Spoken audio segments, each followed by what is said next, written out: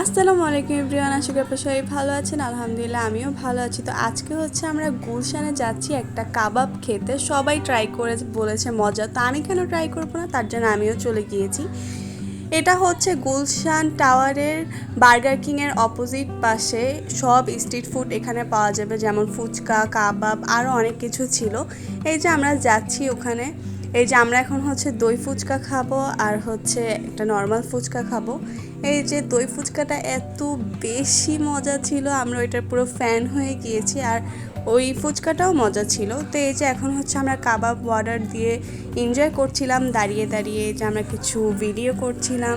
এই যে বার্গার কিংয়ের পাশেই একদম।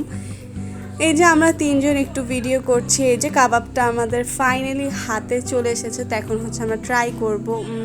এত বেশি মজা, আর আমরা একটু খাইয়েও দিচ্ছিলাম, খাচ্ছিলামও। এই যে আমি একটু ভিডিও করে নিচ্ছি। তো এই যে এখন হচ্ছে আমরা চলে যাচ্ছি সাদেক অ্যাগ্রোতে জুস খেতে। এই যে আমরা চলে এসেছি সাদেক অ্যাগ্রোতে। এই যে এখন জুস কিনবো।